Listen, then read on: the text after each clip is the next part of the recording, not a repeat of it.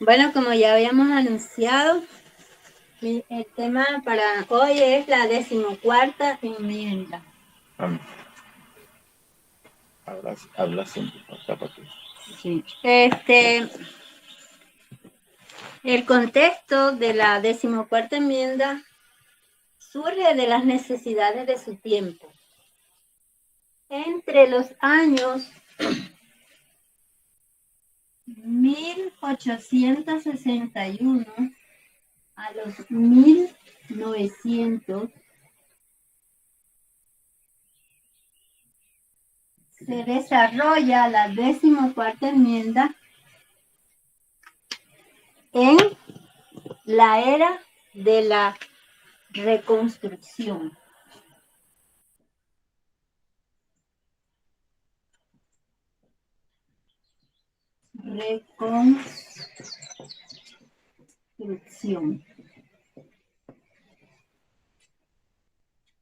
En primer lugar, el punto más importante en esta era cómo integrar a millones de afroamericanos que habían sido recién liberados de la esclavitud.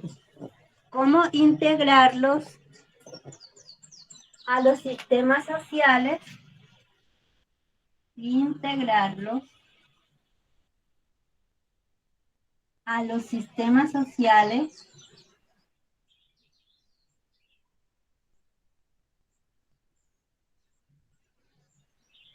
laborales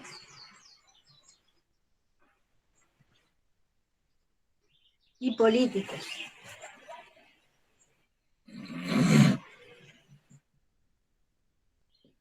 Ese era el asunto a tratar, el gran asunto. Esta era de la reconstrucción comenzó cuando los primeros soldados estadounidenses llegaron a los estados esclavistas, y en ese momento muchos de las personas de color que estaban siendo esclavizadas pudieron huir a estados donde no había esclavitud. La reconstrucción de la guerra civil se desarrolló en toda América y dio como lugar a cambios que alteraron fundamentalmente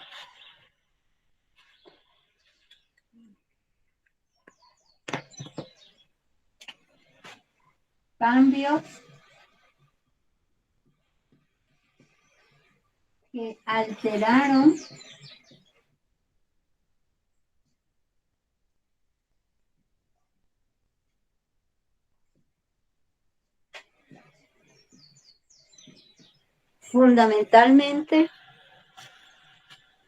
el significado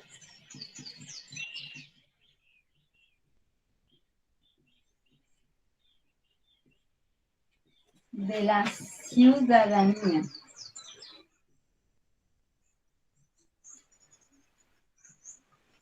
Y las relaciones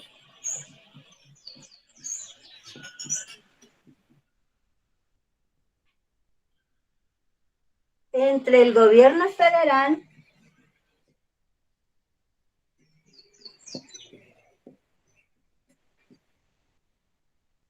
y el estatal.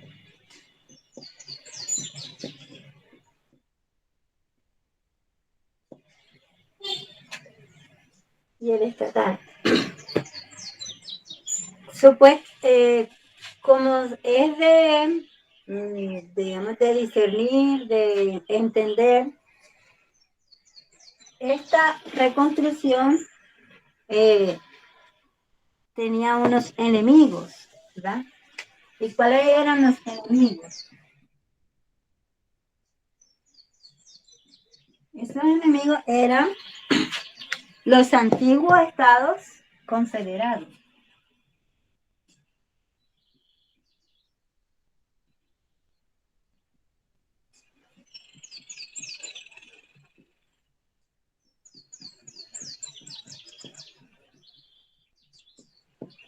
Eran los antiguos estados confederados, ¿verdad?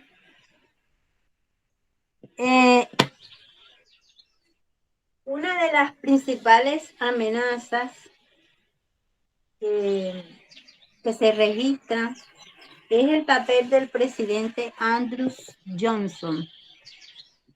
Bueno, creo que se escribe así.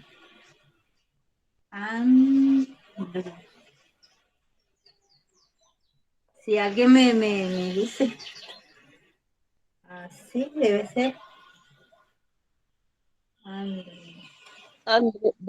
Breus.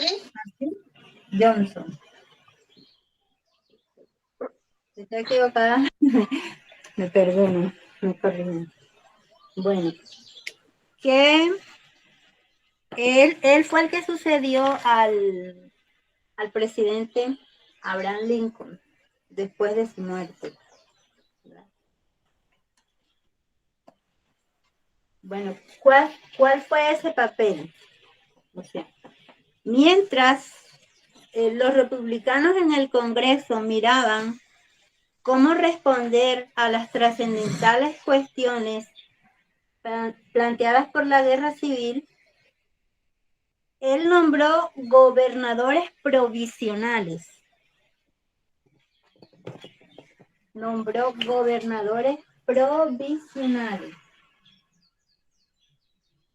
En esos estados.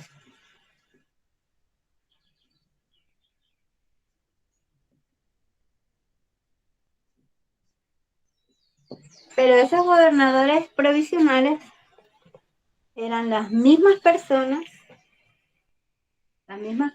que habían sido esclavistas.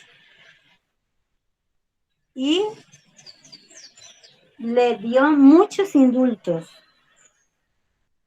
Entonces, ellos aprovecharon eso para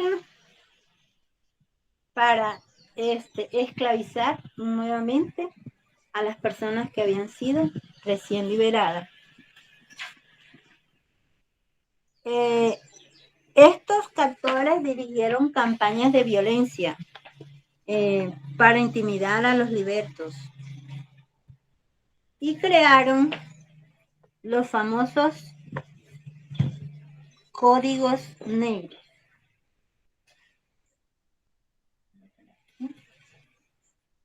Esos códigos negros, en el contexto de que estamos hablando, ¿para qué eran? Esos códigos negros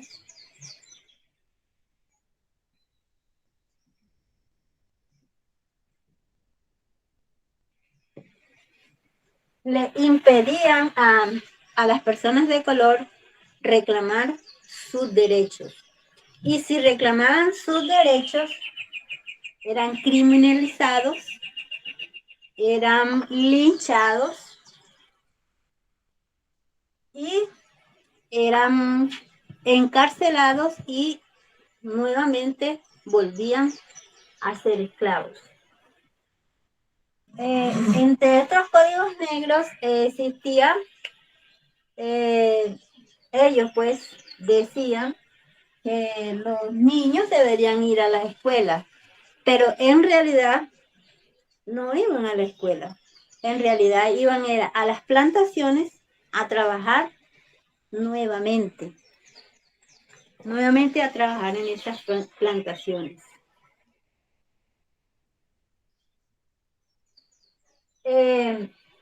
Como había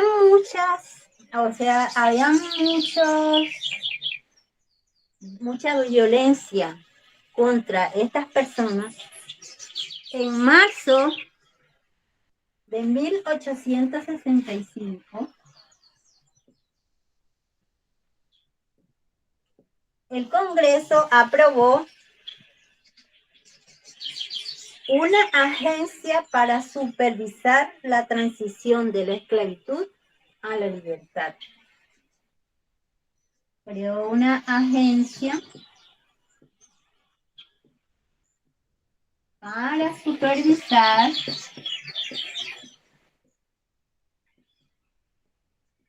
la transición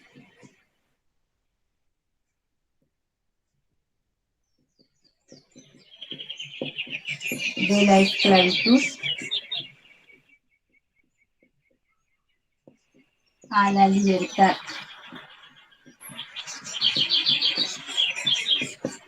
Esta agencia fue de mucha ayuda para las personas que habían sido liberadas, ¿verdad? Entonces,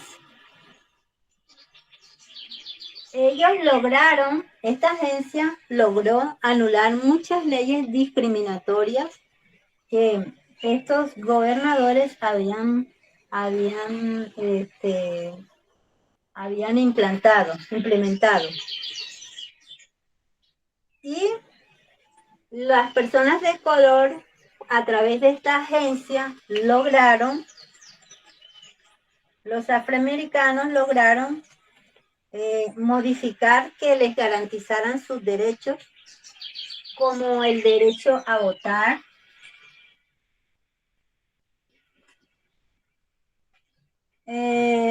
organizar sus propias iglesias,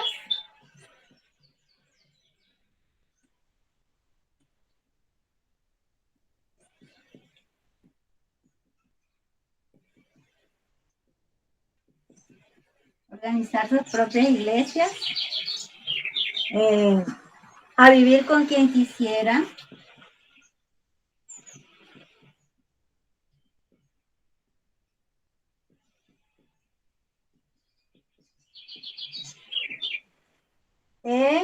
enviar sus hijos a la escuela y poseer tierras.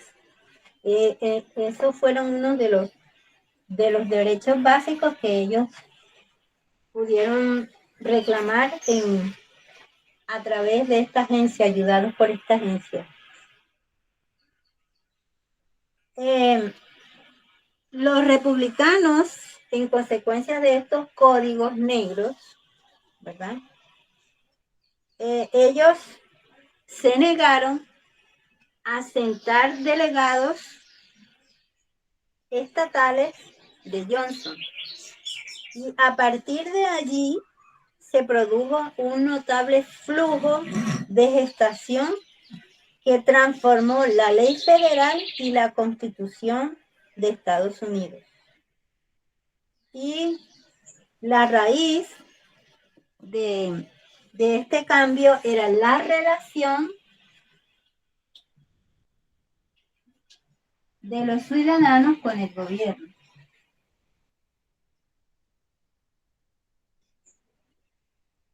En los primeros años de 1866, Los primeros años, los primeros días. sí, los primeros días. Ah, sí, disculpan, los primeros días. ¿Sí? Se aprueba la primera ley federal de derechos civiles. Primera ley federal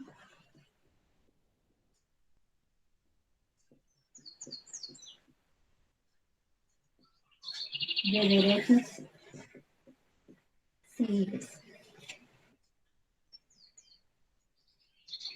Utilizaron al ejército federal para proteger a los afroamericanos y también para proteger a los del gobierno. Porque siempre que hay una ley que va en defensa de los derechos, siempre los enemigos tienden a proceder, ¿verdad? Negativamente frente a eso. Y lo más importante de esta ley federal de derechos civiles fue la 14ª enmienda. La 14ª enmienda.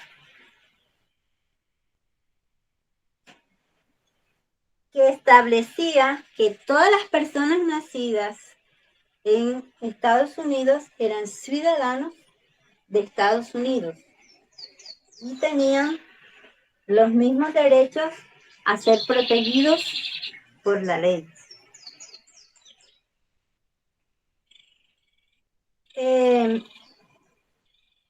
Y autorizaba al gobierno federal a anular las violaciones de esos derechos de los estados, porque sabemos que Estados Unidos está compuesto por 50 estados y cada estado tiene su propia constitución, su propia policía, su propia milicia y tiene sus propias leyes. Entonces, por eso es que la 14ª enmienda hace una igualdad de poder entre lo federal y lo estatal. O sea que ellos no pueden crear leyes que violen la Constitución. Ahora, en esta ley también se aprobaron leyes que favorecieran a los deudores frente a los acreedores. Y, o sea, una fijación de impuestos.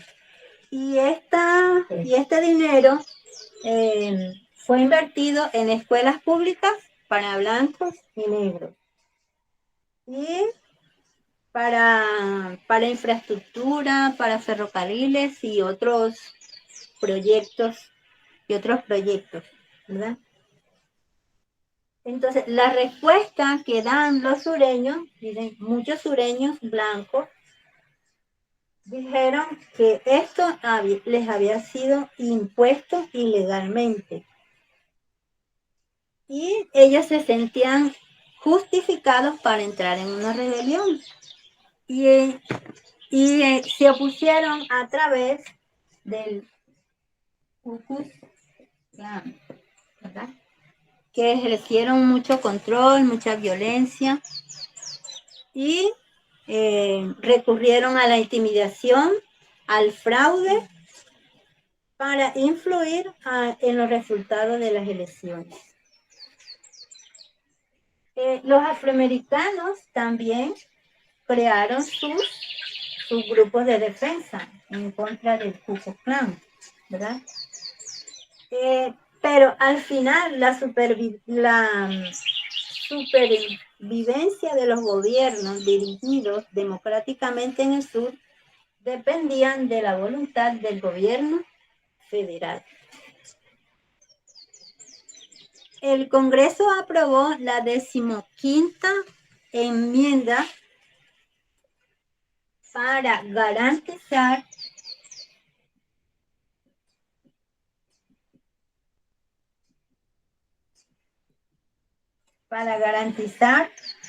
la aplicación de los principios y para suprimir la supresión al voto. Ahora, la afirmación de los afroamericanos sobre sus derechos y a su dignidad se encontraban a menudo con una intensa violencia, a pesar de los logros adquiridos a través de la 14ª y de la 15ª enmienda.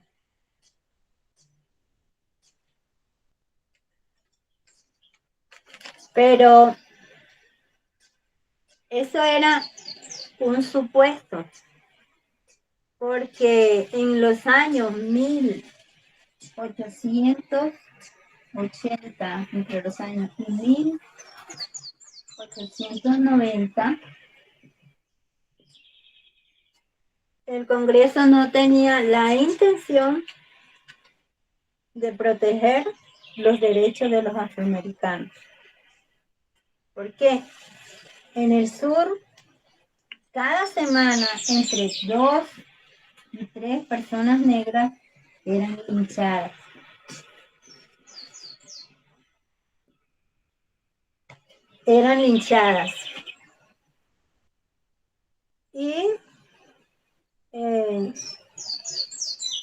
hubo una periodista que publicó a través de panfletos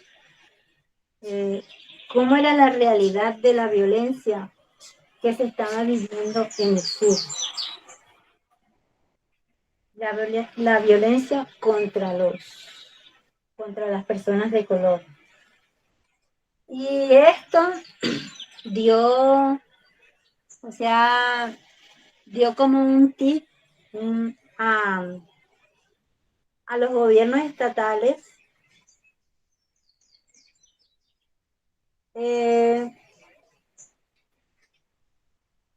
porque los afroamericanos estaban pidiendo que por favor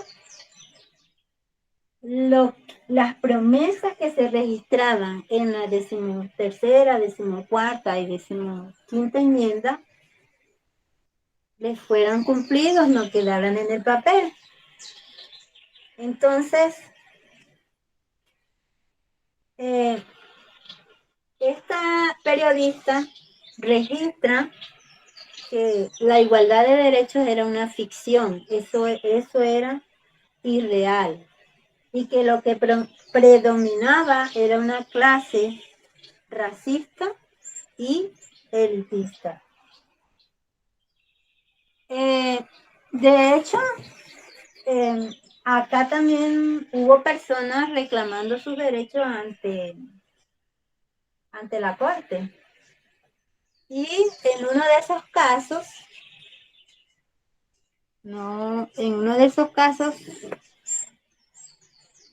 la corte redescubrió el poder que tenía la 14ª enmienda.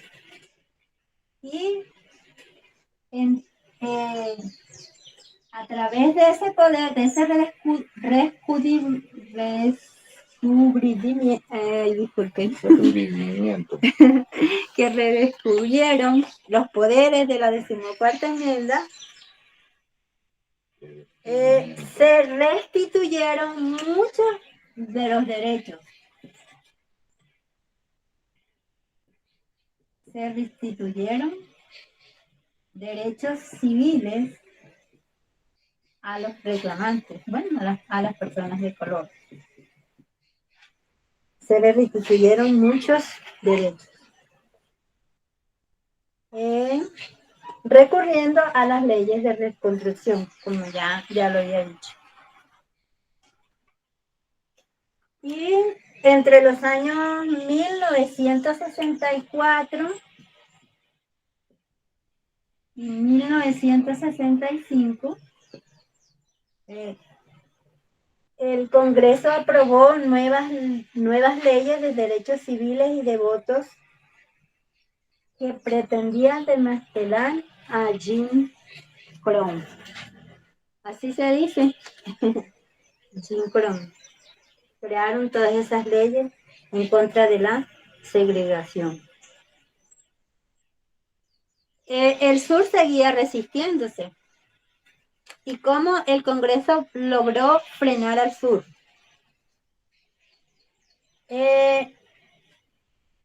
Les exigió que los derechos de los negros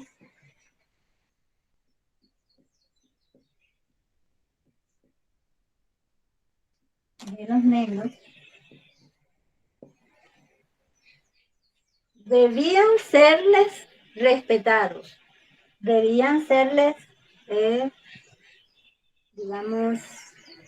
protegidos, entregados, ¿verdad?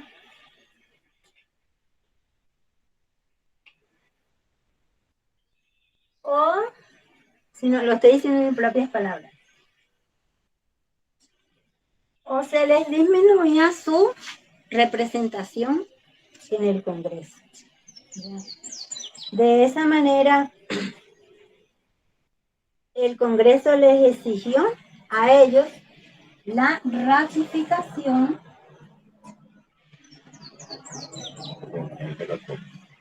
de la enmienda 13 y 14. De esa manera fue que pudieron ponerle freno a la a la resistencia del sur, ¿verdad? Y eso también hoy lo podemos ver hoy en día. Aquí lo podríamos decir hoy en día serían las sanciones que se le colocan a los países que violan muchos derechos fundamentales, los derechos de los ciudadanos. Ahora, la enmienda 14 contiene 3 puntos fundamentales.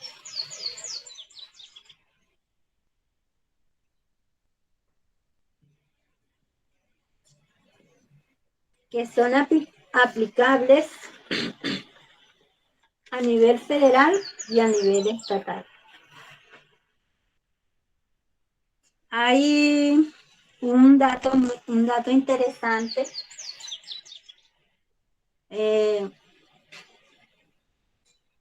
Abraham Lincoln, él pensaba que el problema de la guerra civil era la presencia de las personas, de los negros, de los afroamericanos.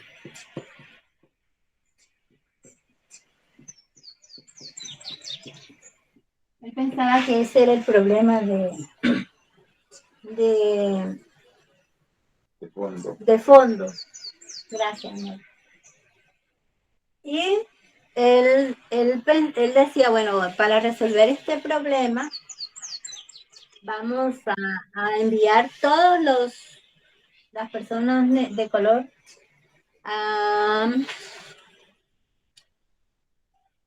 California, ¿verdad? Entonces él veía que como su país estaba dividido en 2 bandos y eso era preocupante para él. Pero jugó un papel muy importante, un esclavo fugitivo, que él era el que piloteaba los barcos, uno de los barcos. Ese esclavo se llamaba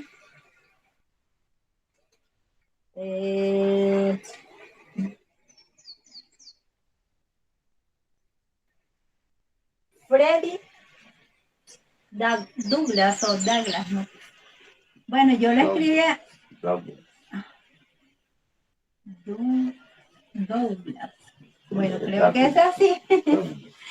Bueno, ese esclavo jugó un papel muy importante porque el norte estaba perdiendo la guerra. Y Abraham Lincoln estaba que no sabía qué hacer, ¿verdad? Entonces, él le dice, ¿por qué no integras a tu ejército hombres negros que peleen por su libertad también? Esa fue una idea que a él le gustó y se llevó a cabo. Integraron al ejército 200,000 soldados negros y al ejército.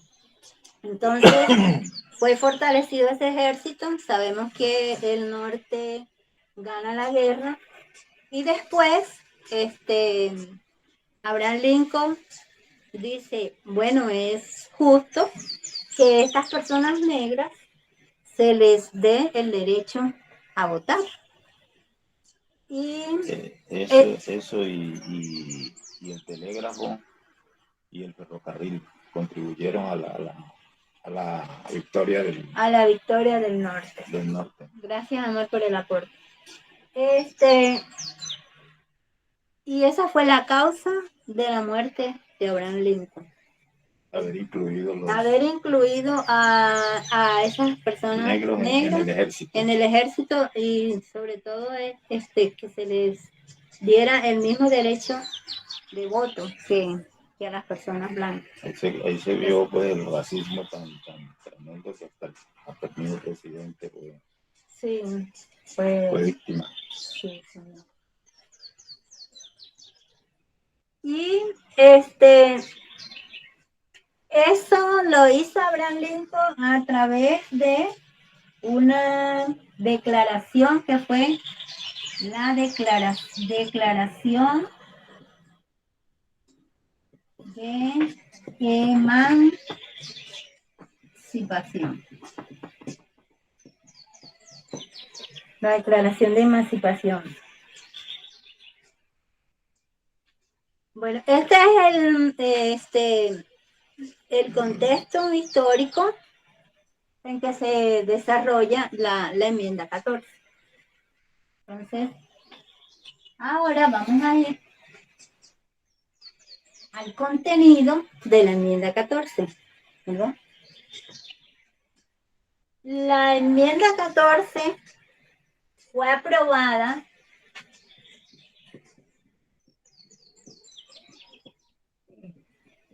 el 13 de junio de 1863.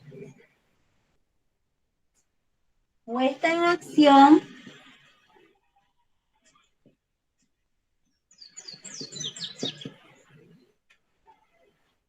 el 19 de junio de 1866 y ratificada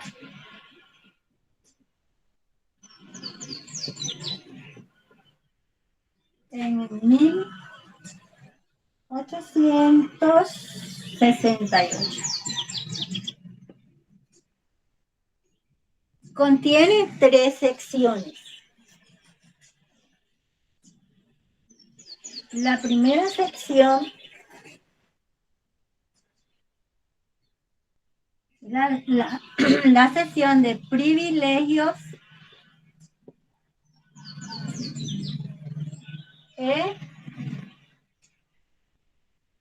y inmunidades.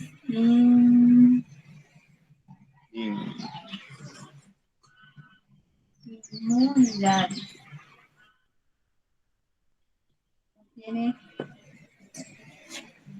Contiene la ciudadanía,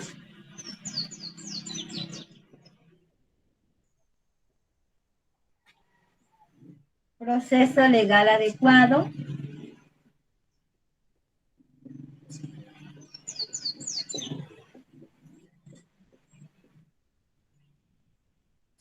y protección igualitaria ante la ley.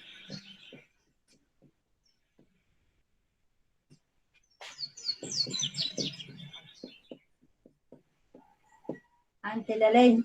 De todas las, son 5 secciones. Y de todas las secciones, la más fundamental, la más importante, bueno, todas son importantes, pero esta es la fundamental. Ahora, como les he dicho, la sección 1 es la más importante y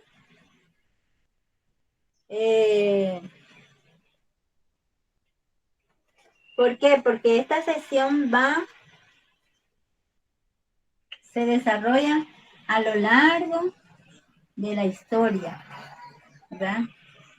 Porque tiene un alcance para todas las generaciones. Alcanza a todas las generaciones. En aspectos de derechos igualitarios, ¿verdad? Entonces,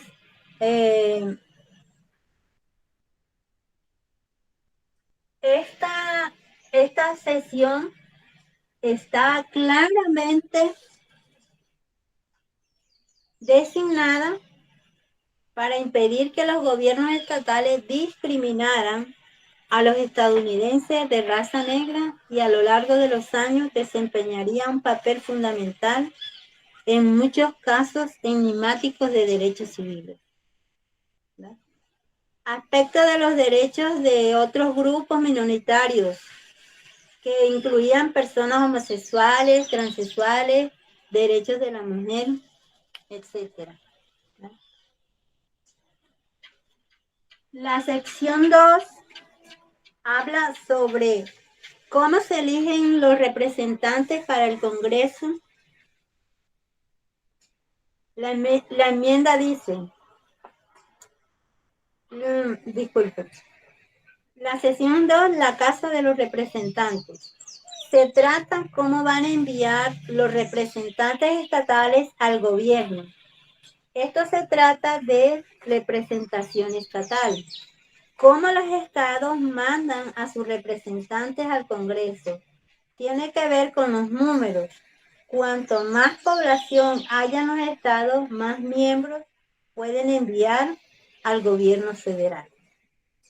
Durante la era de la esclavitud, los esclavos eran contados como 3/5 de una persona. Sabemos que esto tiene una función esclavista.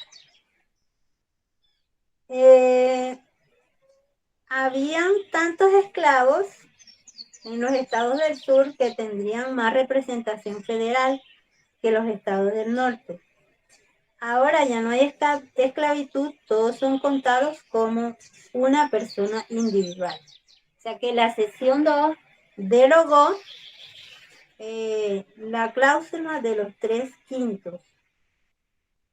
Esta sección también garantizaba que todos los ciudadanos mayores de 21 años, sin importar su raza, tenían el derecho a votar.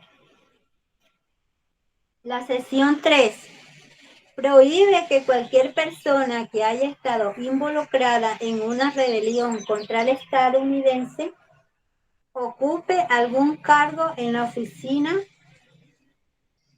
gubernamental. La tercera sección de la enmienda otorga al Congreso la autoridad para impedir que los funcionarios públicos que juran lealtad a la Constitución de Estados Unidos ocupar sus cargos si participaran en una insurrección o en una rebelión contra la institución. La intención de esta tercera sección de la 14ª enmienda era impedir que los antiguos estados confederados recuperaran nuevamente el control. Claro, porque ellos habían entrado en insurrección. Ajá. Y entonces no podían ya hacer más, poner empleados públicos ahí porque lo prohibía la ley, lo prohibía la enmienda. La Constitución tiene 27. ¿Enmienda? No, la Constitución completa tiene 27 puntos. Y sería la 14ª enmienda, si hubiera tenido 28, era el medio camino. Pero ahí se puede decir que es el medio camino. Podemos, sí, es claro. El clamor de medianoche para los Estados Unidos. Entonces, pero ella se encuentra y en el 2014 también es de la medianoche. Entre la decimotercera y 15ª. Ella se encuentra entre la mitad de estas dos enmiendas, se encuentra la enmienda número 14, 14ª enmienda, ¿verdad? Se encuentra en la 13ª enmienda abolió la esclavitud.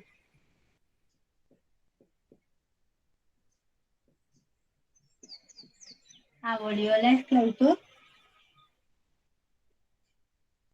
excepto el encarcelamiento. O sea, esa es la única excepción. La 15ª enmienda garantiza el derecho al voto.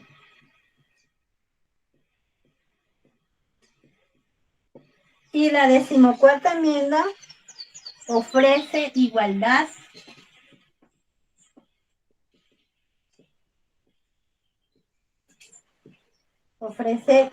de protección frente a la ley. Bajo la ley o frente a la ley. Entonces, vemos que ella está en el medio de estas dos enmiendas. Ahora, esto sigue teniendo enemigos y ya nosotros sabemos que los enemigos de la Constitución son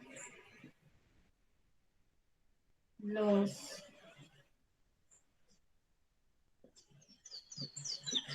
evangélicos de derecha cristiana, de la derecha. Entonces, ¿cuál es el actuar de ellos? ¿Qué quieren hacer ellos? Ellos quieren cambiar la Constitución.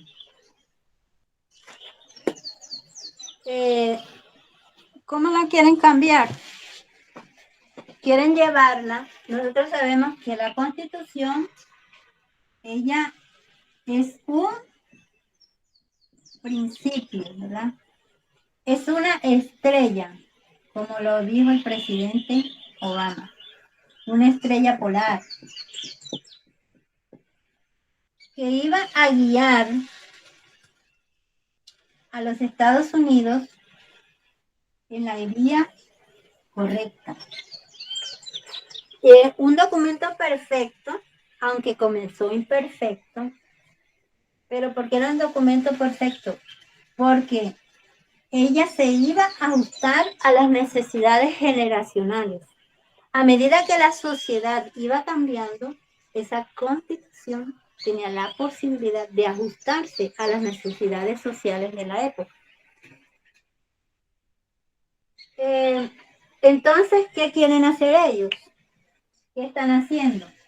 Bueno, están creando leyes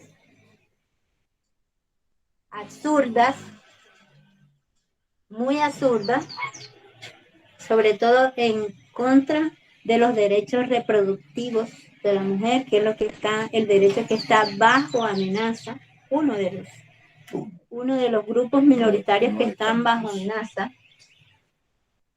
Están creando leyes absurdas para despertar en las personas que están peleando por sus derechos, que lleven casos ante la Corte Suprema.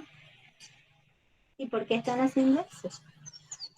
Porque saben que el presidente Donald Trump le dejó un legado en la Corte, una Corte conservadora. Y para llevar de norma a principio, para que esas normas se conviertan en leyes, en principios, ¿no? Entonces, ¿cómo nos relacionamos nosotros con la Constitución? O sea, ¿qué relación existe? La Constitución es la que nos guía a la verdad, ¿verdad? O sea, así como nosotros nos relacionamos con los 10 mandamientos, hay una relación con la Constitución, ¿verdad? Porque los dos tienen equidad y tienen igualdad. Entonces, sabemos que la prueba para nosotros... Y además tenemos que entender que la Constitución de los Estados Unidos en sí fue sacada de sus principios y fue sacada casi toda de los 10 mandamientos. Fue, como pudiera decir, Se inspiraron en los 10 Se mandamientos fue para... inspirada. Fue Sí. inspirada en los 10 mandamientos. Ajá. Porque en ese tiempo todos eran protestantes y era prácticamente el pueblo de Dios, todo ello, antes de todo eso. Gracias, amor. Entonces, sabemos que la prueba es la igualdad de género y la 14ª enmienda ha sido la más litigada y se han ganado los casos, muchos casos como bueno, yo como casi no sé pronunciar el inglés, muchos casos que ya nosotros conocemos que han sido ganados a través de la 14ª enmienda. Bueno, ha sido todo por esta mañana. Muchísimas gracias por acompañarme y por estar atentos. Gracias, Lili. Vamos a orar.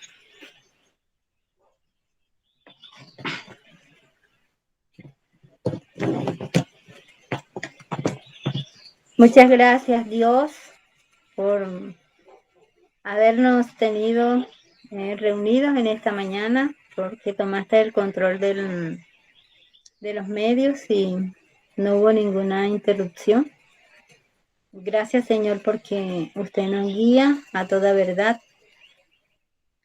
Pedimos la unción de su Espíritu y pedimos, Señor, el valor del cielo para defender, Señor,